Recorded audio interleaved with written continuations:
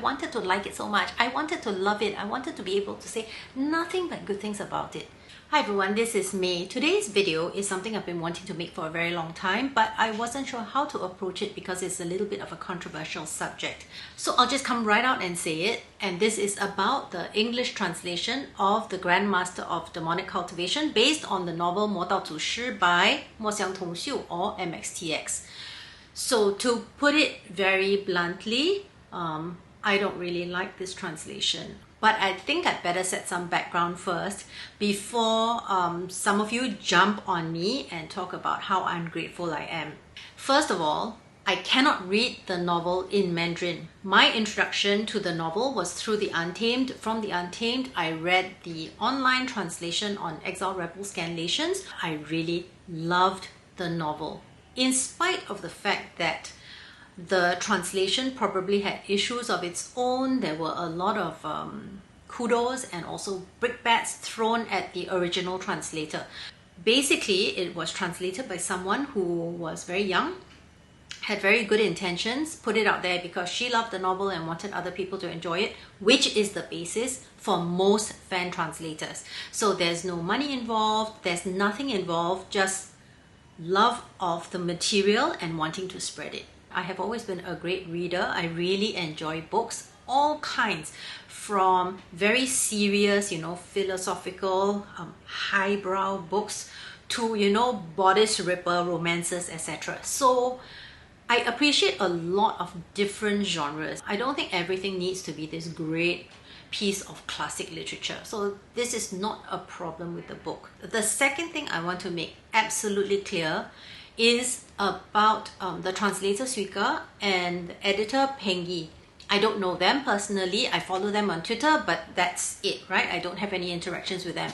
I have the utmost respect for them because fan translation is a very difficult thing. They are not professionals and they are fan translators. And if this is their eventual career path, that's wonderful. Suika is known for her translation of Heaven Official's Blessing, 天官赐福, which I also read when it was online and which I think was very well done for a fan translation.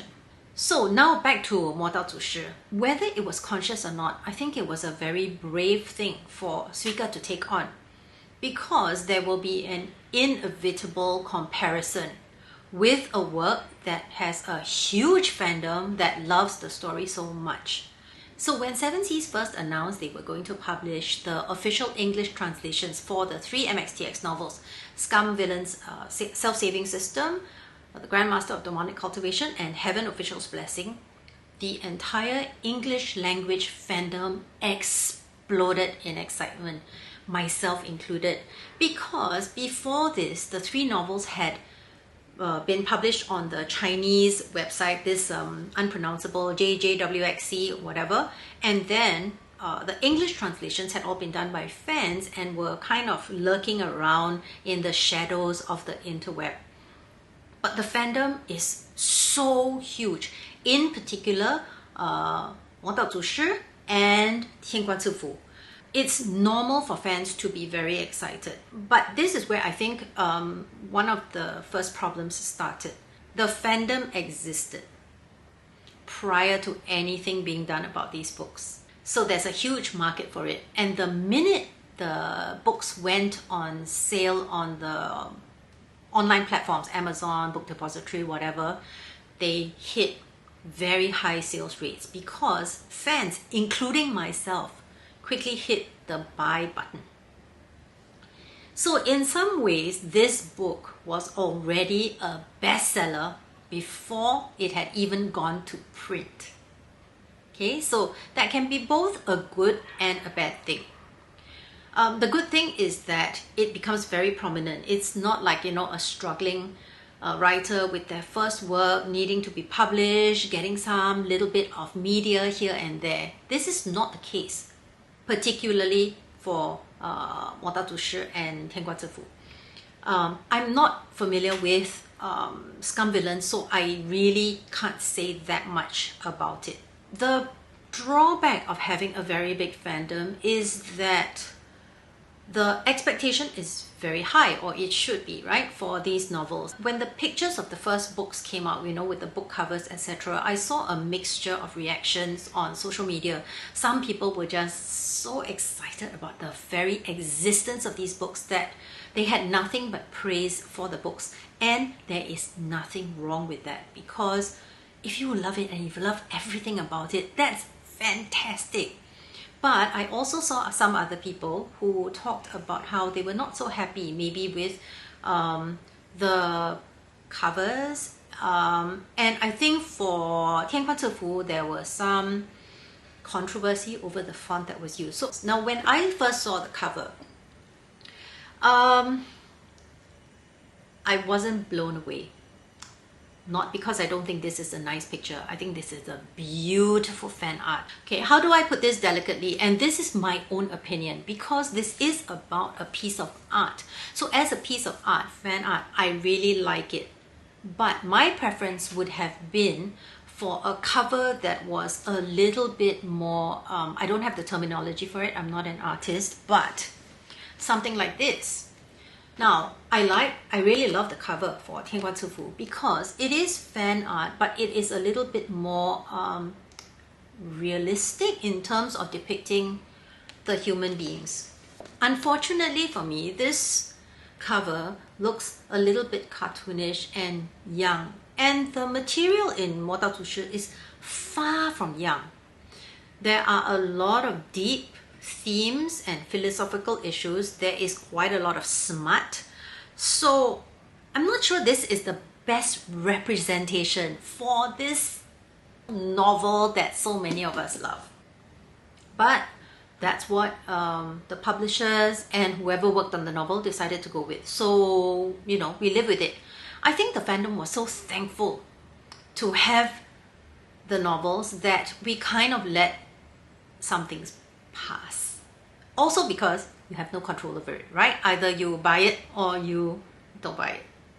And that is always a choice that is open to us. The next thing that I wanted to say about the novel is that these things are not cheap. About $25 a copy. I think 魔道祖师 is going to have 4 volumes, so that's $100. And 天官赐福 is going to have 7, so it's $150. And you know, amidst all this happiness and joy and explosion of excitement when the novels were announced, I noticed a lot of other comments from fans who said, oh my god, I can't even afford 1 volume, much less 4 or 7. What made it worse for the fandom, I think, is that I think I read it somewhere that once 7 Seas got the rights to these novels, any other fan translations are no longer legal. It was a double whammy because the free translation that they had been enjoying for several years now was going to be taken off by the translator's own decision. She has said it before. She has, I think, made her peace with it and said no more drama, she doesn't want to hear about it. But they have been taken off except for, I think, the first 20 chapters, which are also free on JJWXC. So why am I talking about the money and people who can and cannot afford it? Almost nobody charges for fan translations, but there may be things like passwords and things like that because they're trying to protect their own work. It's absolutely understandable because the world of fan subbing is just crazy, and all these things about copyrights, etc., and trying to run from people trying to shut you down. Anyway, so I was really excited to get these books, and you know, Twitter and Instagram were full of pictures of people who had received their copies. They were so excited, etc. The funny thing is, I seem to have come across some posts which I think show the power of the fandom, right? Now, these books were already bestsellers before they were issued, and when they were issued and entered bookstores, they hit the New York Times bestseller list. So there's a lot of purchasing power in this fandom. How much of the books were bought by existing fans and how many were bought by new fans? I don't know whether anybody has that kind of statistics. My own intuition tells me the majority are current fans, existing fans. But from what I've seen on Twitter, lots of people were like, oh, I love the book, I'm hugging the book, you know, kiss the book, etc. But my suspicion is that many people have read these books before, free fan translation, didn't really read this book when it came out again, or like 天官赐福, because you know that, you know, volume 1 is going to take you into the sinner's pit, and the 半月 arc, which everybody is a little bit jaded at because the 漫画 and the 动画 was stuck in those, right? The nature of fandoms, whether it is fandom for a person, fandom for a work, fandom for a series, tends to be the same. You will always have the extremes. And the extremes who love, you know, the person, the book, the series, will not be happy if you say anything negative about it. You'll have some fans who will have some thoughts and will keep quiet. So I'm somewhere in the middle. I love 魔道祖师, and I also love 天官赐福, but maybe a little bit less. But I think I can love the work and the fandom and all the amazing creative stuff that comes out of it, and still see its flaws and still love it in spite of its flaws. So when I got my first copy of 魔道祖师, I decided that, oh, it would be fun to do a read-through online, and I did a cold read-through. I hadn't gone through it before, and I just thought it would be fun for my channel. But as I read the first chapter, I was a little taken aback because I thought the language was strange. So one of the first things I noticed was that some of the sentences were really very strange. They're very complicated, very hard to pass, so you have to kind of double back, read it a couple of times in order to figure out what it was really saying. So that kind of breaks your momentum when you're reading. The second thing which I've seen now that I'm, you know, into chapter 4 is that the vocabulary really needs a lot of work. I think it suffers from what I call thesaurus syndrome, where they use a lot of big words lumped together. It's not about using big words, it's about making the text clear, enough for the reader to follow, right? It's not about dumbing down the text. That's not the case at all. But a good translation should put across the meaning in a more accessible way. And I found the language unnecessarily complicated. The other problem I had with the language was that it was very inconsistent. You would get some parts that were fairly clear, you could read it, it was okay. And then the tone would change. I can't remember the exact example, but even in chapter 1, it was like, oh, ain't it his 师弟 who did something, whatever. And you're like, when did this become a gathering of English gentlemen? Very strange. So there were other strange choices of words, like calling terms like 韩光君 a sobriquet. It sounds really fancy, but all it means is a person's nickname, which is incorrect. It is a how. It is an honorific. It is a title. It has a much weightier meaning than a nickname. So they used a very big word, but the meaning is incorrect. So I had a lot of issues with things like that. There's another part that came up in the chapter I read recently, so I'll try to find it. And this is about 蓝体人. So this is one of the sections that really stood out to me, especially the second sentence. So let me read it out to you. There was a highly respected and reputable elder named 蓝体人 in the Lan clan of Gusu. Among the distinguished clans, he was publicly recognized to have 3 major traits: pedantry, pertinacity, and proficiency in producing peerless pupils from his strict instruction. Am I the only one who sees a problem with this sentence? There are so many plosives in it.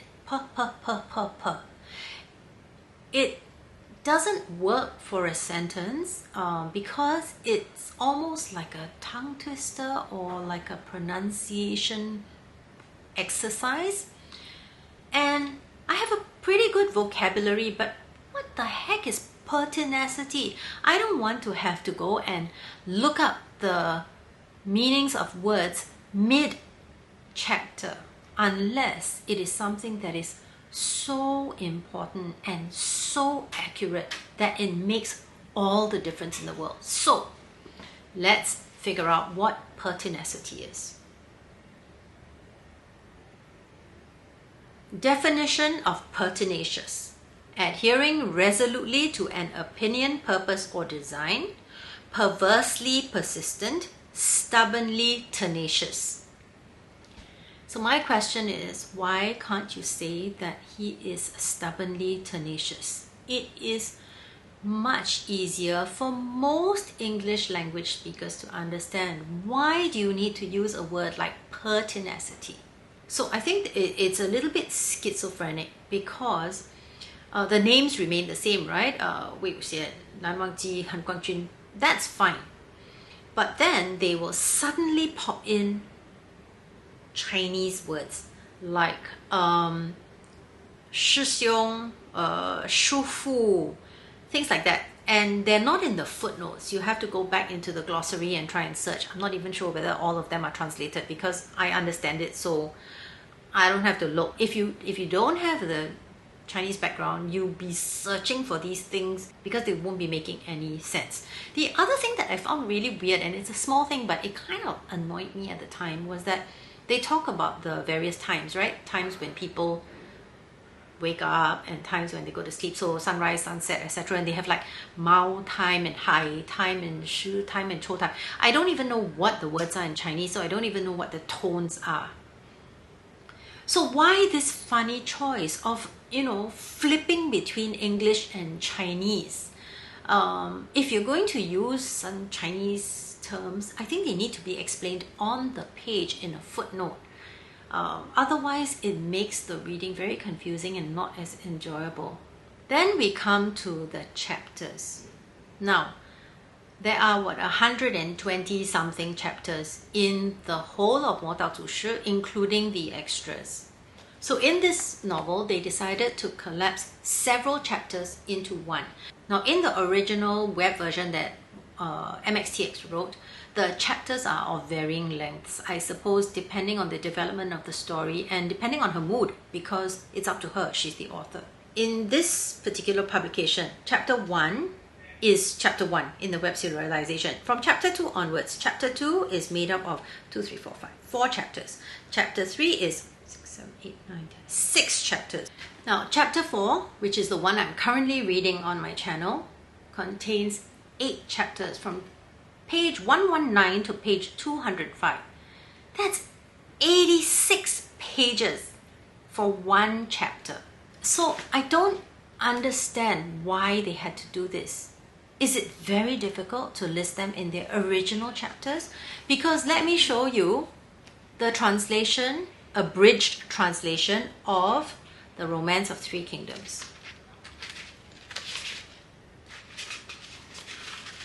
There is no problem with listing over 100 chapters in the contents page. Now, this is supposed to be a faithful translation of MXTX novel. Now, when you break the chapters up, actually to me as an author will pick when to cut a chapter. There is a specific reason why they stop at a certain place. So in this book, because they combine the chapters, you don't get the cliffhangers you would have got in the original web serialization. And this to me is a major problem. So when I read it for my channel, I actually cut it off where MXTX chapters cut off because it makes more sense. The story development has a natural rhythm based on where MXTX decided to leave us hanging.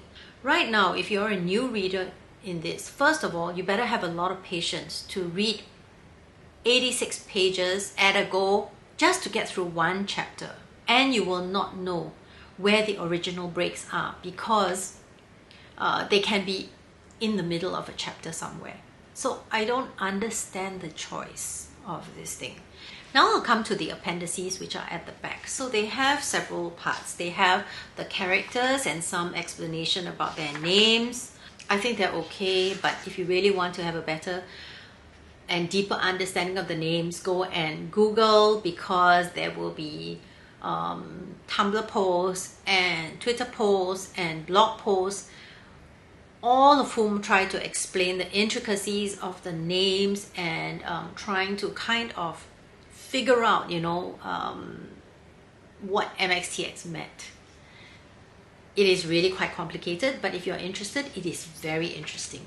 They also have a section on the locations in the novel, which I think are okay, but it would have been interesting to know where these places might be situated in present-day China. The name guide is okay. I've done a video on that myself.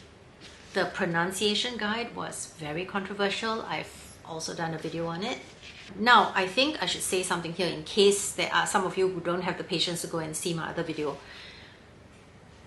In theory, I have nothing against the pronunciation guide. I think it was an attempt to try and make these kind of difficult Chinese names more accessible to an English-speaking audience. So I admire the intention, but I don't think it works. And as I said in my other video, it would be better if you listen to someone say it. There was someone who commented on one of my videos asking why it is that some fans can watch the Untamed and the Donghua, like, you know, hundreds of times and never get the names. I can't really explain it.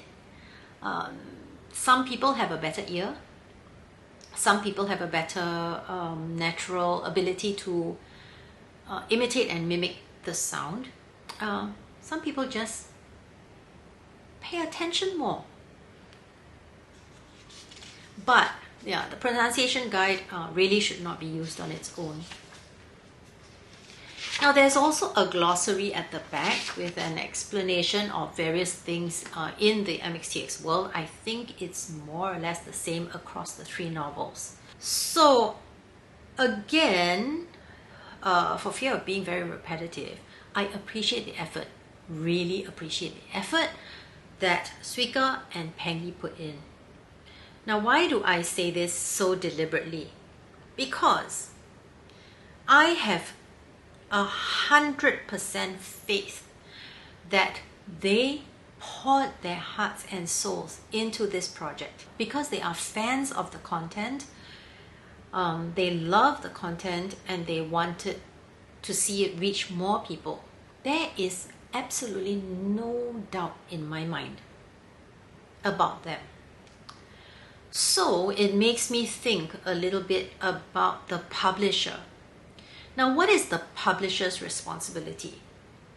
The publisher's responsibility is to make sure that you give the customer a product that is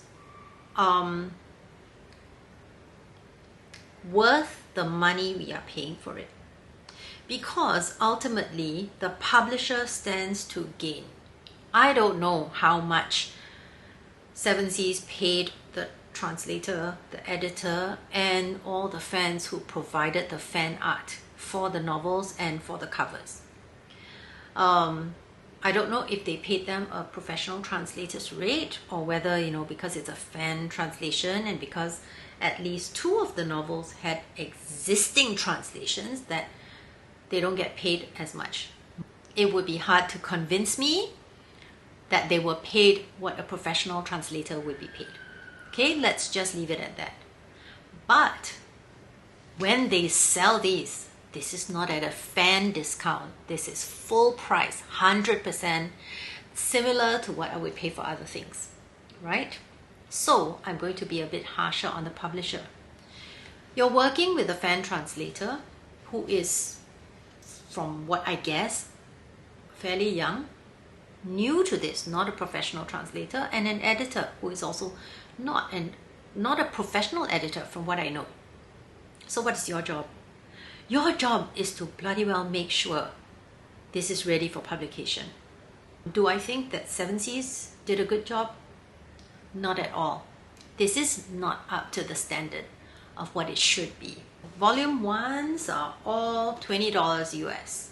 So they were about $25 on depository per issue. Let's compare this to some other translations that I have. Abridged version of The Romance of Three Kingdoms was US $16, and this is the equivalent of $12.99 US. This is by far the most expensive of these books. Now, one is published by Penguin. This one is by McElhouse. So fairly big publishers. Now, I do understand that sometimes for niche audiences, books might be a little bit more expensive. So, you know, that's okay. I don't think there's a problem with the $25 price. The thing is that if you charge the $25, then I expect my $25 value. And I find this is kind of lacking.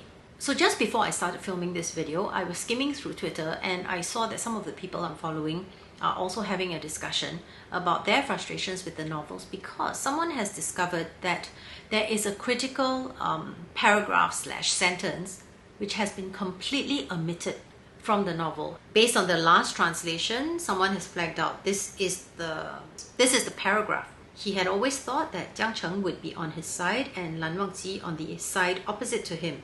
He could never have imagined that things would turn out so differently. Now, this is really critical to understanding the character of Wei Wuxian as well as Jiang Cheng and Lan Wangji. Whether it was a mistake or whether it was omitted on purpose, does that mean that other parts have been left out? Because when the first hullabaloo broke about this publication, fans were told this was going to be a faithful translation of everything, including the extra chapters. So of course fans are very happy, right? Because those are the spicy, smarty chapters and the promise that everything would be translated. And then now you find out that maybe the chapters will be translated, but there'll be bits in between that are left out. And this is wrong because this is not an abridgment. They didn't say they were rewriting the book in different words. This is a translation. It should translate everything. So that is another issue that has arisen with these books. So let me compare it to a couple of other translations. This is a pretty good translation of The Romance of the Three Kingdoms, which is a very, very, very, very long epic Chinese classic. I wasn't sure whether I was so committed to buying it, so I bought the abridged version. And what I liked about it, which I think would have immensely improved Mo Dao Tu Shi and Tian Guan Zi Fu, etc., is to have an explanation at the beginning. Some of the appendixes should have come to the front, like explaining the characters, for example, maybe some of the terms that are used instead of waiting for the appendix. Because, you know, excited fans will naturally start reading the thing and then discover at the back, oh, so all that stuff I was frustrated about is actually explained at the end. Doesn't really make sense. Have a little bit of introduction about the book and about the translation process. Why did you make certain choices? Why certain things are presented a certain way? Why did you decide to collapse the chapters? So that you prepare the audience for this, rather than, you know, throw them into a pool, wait for them to swim, and then find out that they're drowning, and then throw them in a tube at the end of it. As I talk about this, you know, I'm starting to get a little bit more annoyed because I really was more annoyed reading this novel than I should have been, because I love this story so much. I wanted to like it so much. I wanted to love it. I wanted to be able to say nothing but good things about it. Yep. I don't buy the argument that because we are MXTX fans or we're fans of the novels, that we need to expect something that doesn't really meet the mark. Why are we expected to make excuses when there are obvious deficiencies in the book? This is where crossing over from a fan translation into commercial territory changes the entire game. And I hope the translator and the editor were mentally prepared for this, because it is to be expected. There are to be no more excuses. So a lot of these issues have arisen because the novels have crossed over from being free fan translations into the commercial realm. And once it is commercial, it brings with it a whole lot of other issues.